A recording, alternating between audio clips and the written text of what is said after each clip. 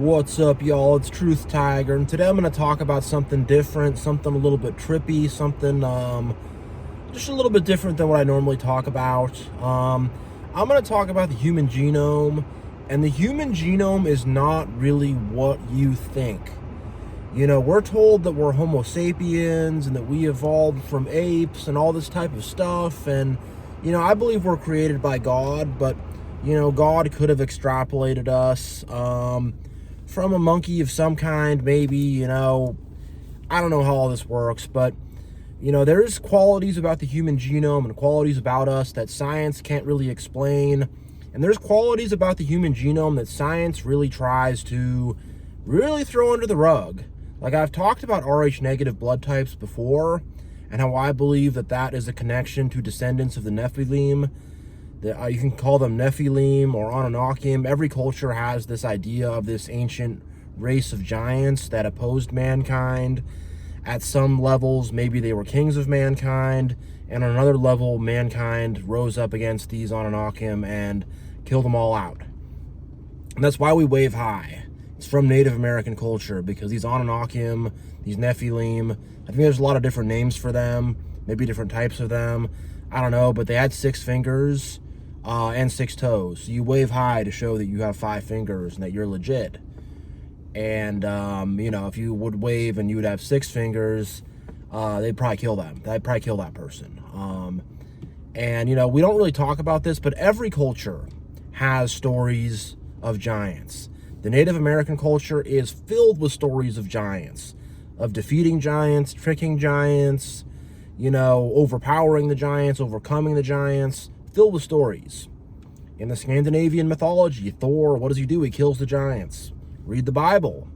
David kills the giants. There's even a part in Judges where they're measuring people. You know, they're trying to see who's a giant and who's not. And the people who are giants, they're getting the axe. They're getting the boot. And, you know, like there's like the Epic of Gilgamesh. Gilgamesh was a giant. And he even said himself that I am 2/3 divine. He calls himself divine, but really that means fallen angel, or, you know, who would become the devils. And I'm 1/3 human. He even says that himself. And if you read the Epic of Gilgamesh, we learn about this character called Enkidu. And Enkidu, he's more like a half man, half gorilla, hairy, kind of crazy kind of creature. And he initially opposes Gilgamesh, but then they become friends. And Enkidu is like a Sasquatch. And the Bigfoots and the Sasquatches, they're linked to these Anunnaki and to these Nephilim. They're like a wild form of them. And when people see Sasquatch or Bigfoot, it's like a spiritual experience, and it's kind of like seeing an alien or something. They get all tripped out. And I think aliens could also be connected to these Nephilim too. I don't know. I don't have this all figured out. I don't have all the connections put together, but there's definitely something going on. So when we go back to Rh negative people, they have very different, they're very different from Rh positive people. You know, they've done military studies on Rh negative people. So for example, toxoplasmosis will raise their IQ. And for people who are Rh positive, it will lower their IQ. And 85% of the global population is Rh positive, 15% is Rh negative, and most of the Rh negative people are clustered into 3 different people groups. The largest of which is the Celtic people. I think around 20% of Celtic people can be Rh negative, maybe more. And then you have the Basque people who live in northern Spain and southern France. They're a very small population group. I believe it's like 33% of them are Rh negative, or maybe 25%, but a very high number of them are Rh negative. And then the final population group is a small group of people who live in southwest Ethiopia. And it's this little dot, this little circle in the middle of Africa, and a bunch of them they have super high prevalences of Rh negativity. Like, you know, 30%, something like that, maybe higher. And you kind of wonder what happened with these ancient people groups, where they kind of stayed isolated in certain areas and carried this genome along. Where did this genome come from? And A lot of people who are Rh negative have more spiritual phenomenon, more crazy dreams, maybe out-of-body experiences, maybe alien encounters. They have more of this type of stuff than most regular people. They also tend to have a lot more allergies and strange diseases. You know, I was watching an interview of Billy Bob Thornton, and I guess he is Rh negative, and he has tons and tons of crazy allergies. And I think that has to do with the fact that they're not really the full human genome. And because of that, it's like you have this DNA from somewhere else, and now you're living on Earth, and, you know, you're trying to interact with, you know, earthly plants and this earthly world, and it just doesn't work with their setup. It just doesn't work with their setup, and they get all these allergies and stuff like that. Another one is if you have an Rh negative woman and an Rh positive man. Sorry, I'm stumbling over my words here. Just bear with me. But Rh negative woman gets impregnated by an Rh positive man. Her body will have an allergic reaction against the baby. She has to take all these special kind of, you know, special shots, special drugs, so her body doesn't reject the baby. I think the baby can die, and I think maybe even she can die. So what's going on there?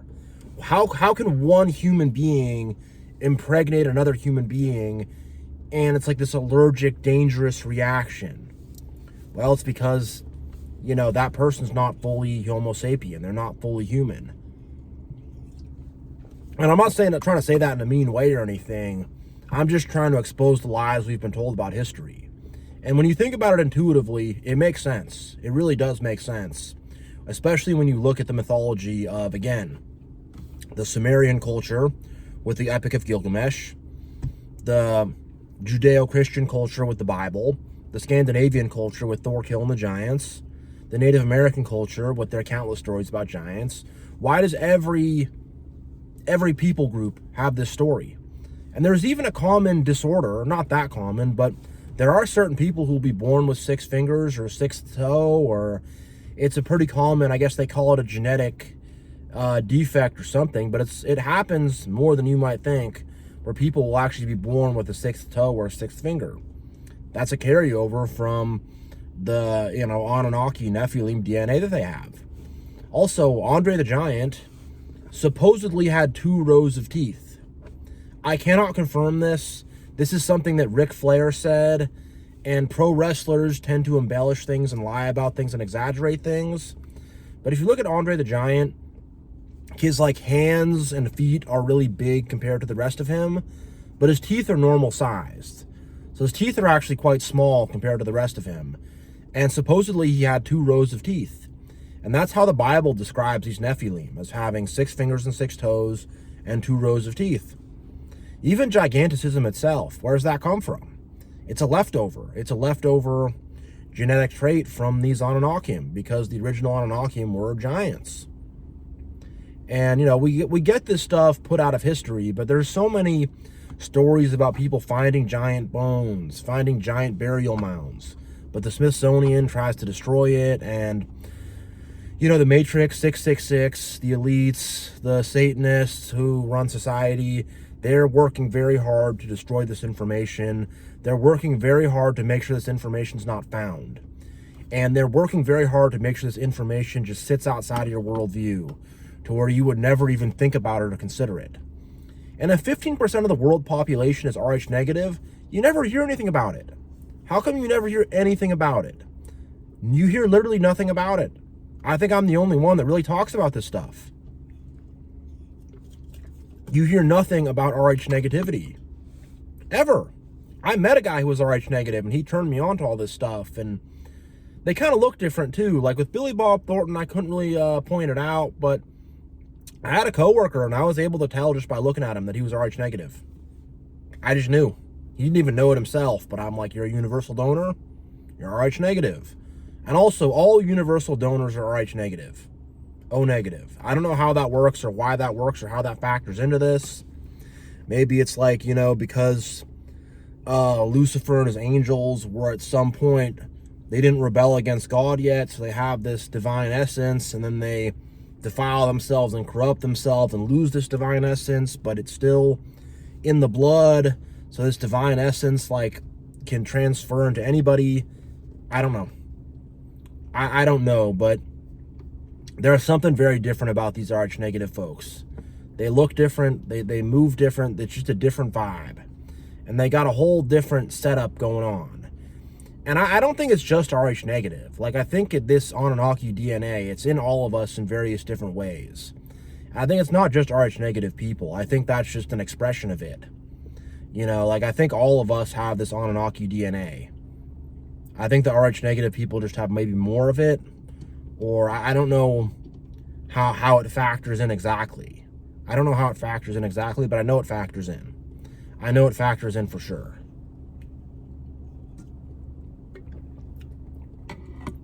And we just got to really wonder, like, who built the pyramids?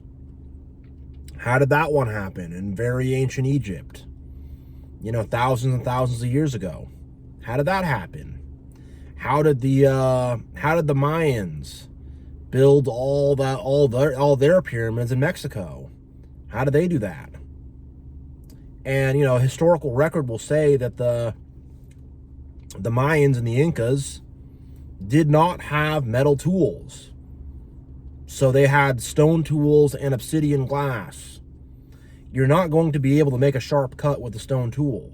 It's not going to look good. Things are going to look rough and more rustic and more rugged. You're not going to be able to cut a block cleanly and precisely with stone tools. The obsidian, maybe, but with obsidian glass, your tools are going to break. Because it's glass, they're going to shatter. It's super sharp, sharper than metal, actually, but it's you know, you're going to use it a few times and it's just going to shatter. So, like, what happened there? How did they do that? Did the giants do it for them? Did they force the giants to do it, enslave the giants?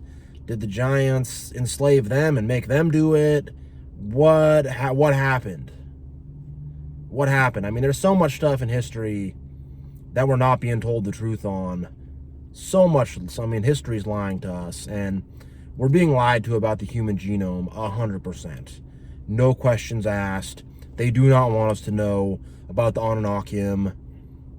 I think a lot of the global elitists claim maybe Anunnaki bloodlines, and they don't want us to know because of that. I think they definitely do, and maybe they don't want us to know because of that. I think also it's just like, once we start to know about that, we're going to start to become spiritually connected. We're going to start to get more connected with God. We're going to start to really, like, think about our lives in a spiritual way. And I think they don't want us doing that. They want us non-spiritual. They want us non-spiritual and, like, walled off from spiritual reality. So I think maybe that's why they do it. But it's a way to control us. And it's a way to keep us small. And I think they want to distort our history, distort our story, so we don't really know the truth. Again, I don't know exactly why they do this, but I know that they're doing it. And yeah, I mean, I know this was a trippy video, conspiratorial video, but yeah, we're being lied to about the human genome. The human genome is not what you think it is. So yeah, I'm going to end this video here. Thank you all so much for watching. Much love, God bless, and I will see you all next time.